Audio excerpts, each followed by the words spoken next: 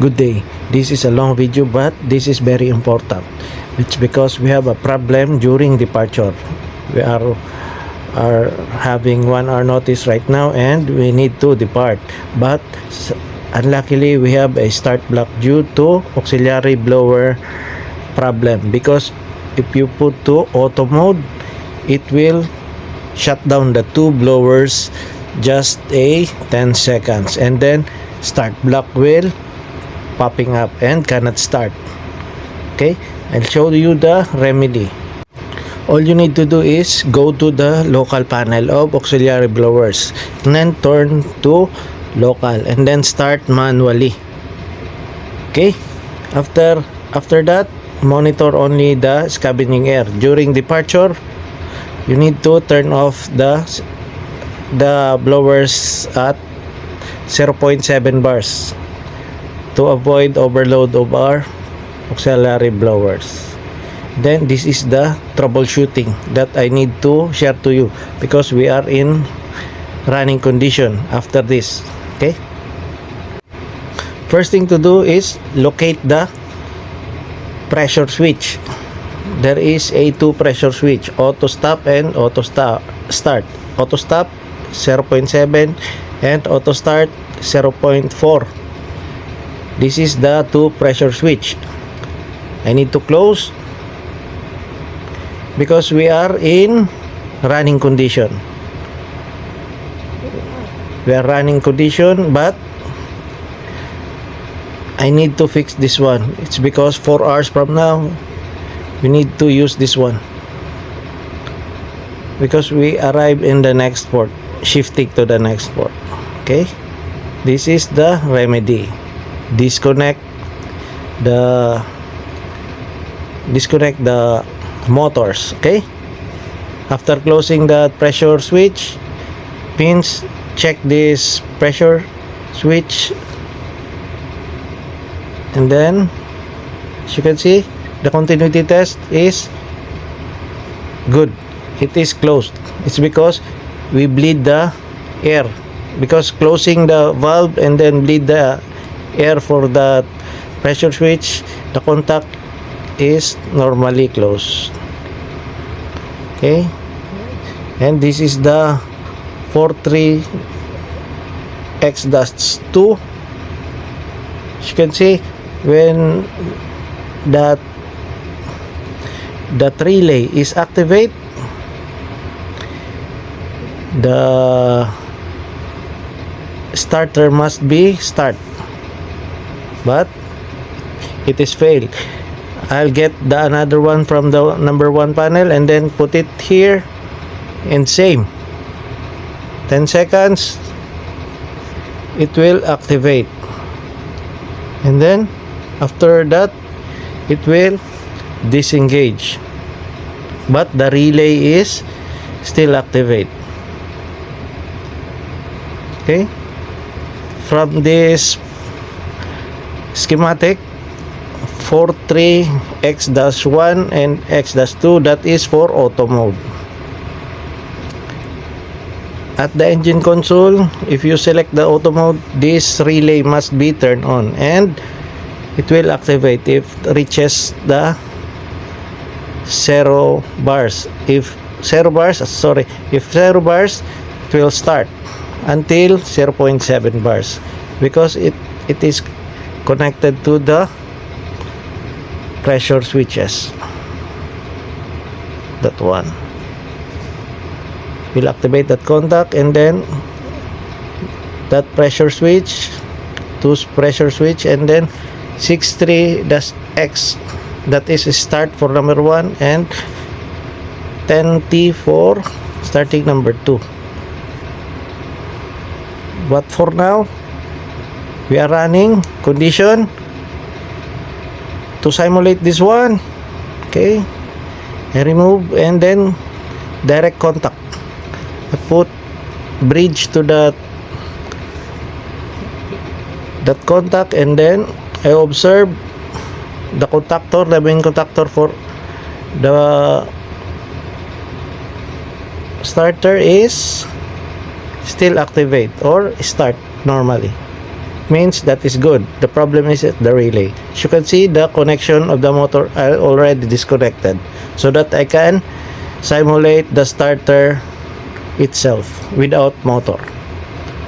Okay, I confirm that the relay 43-2 for the number 2 panel is defective, as well as at the number 1 43-1, that is for auto mode. That's why the 2 starter is faulty, because consecutively the two relay, the 4-3-2 is activated, but it's the problem same as the number 1 43-1 is the problem. Okay, I already checked this one, but we need to check again. Okay, that is activated. 220, 10 seconds from now must be activate that one, but the contactor is still no response, because the 4-3 relay cannot command that contactor. I'll get the 4-3 to the other panel. It is activated, but you can see the timer 10 seconds, then it will deactivate, but the relay is still activated. That one means that relay is the problem for panel 1 and panel 2. Okay, that relay, 2 relays for number 1 and for number 2. That relay is for the auto mode. We need to replace that one. I don't have any spare for that kind of pin relay. I have different kind of relay, new type, but we need to replace also the socket.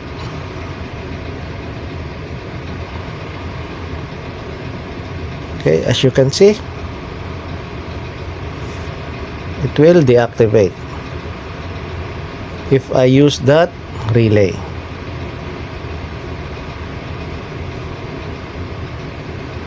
I need to change that one, and because it's different from the original, I need to replace also the socket.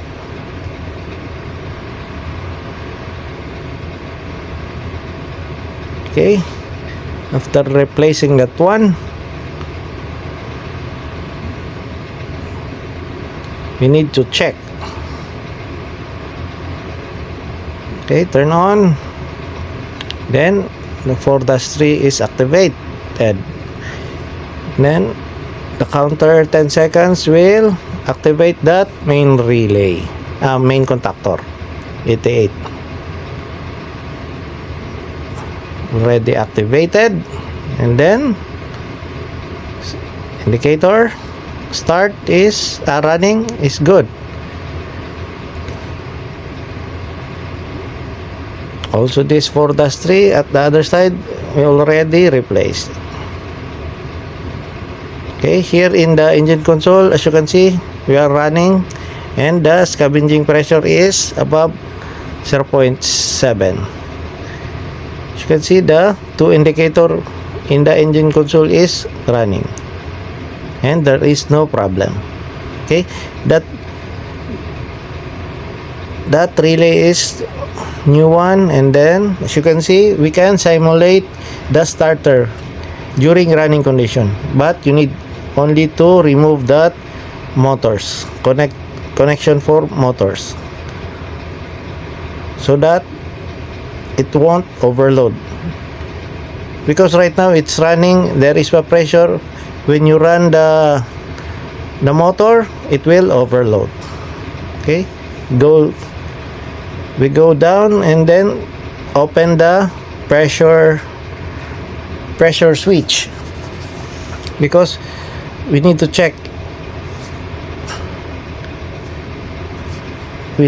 if this pressure switch commands the auxiliary blower. Okay, open the valve, and we need to observe at the blower side, the starter, if it is auto stop. It must be auto stop. It's because there is a pressure above 0.7. Okay, the location for the pressure switches is at the top.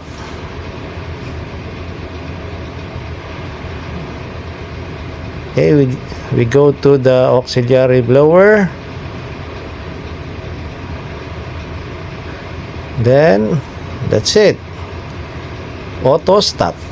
Okay, that is good. And then we need to put it back the connections for the motors, and don't forget to put the taggings on the new relays.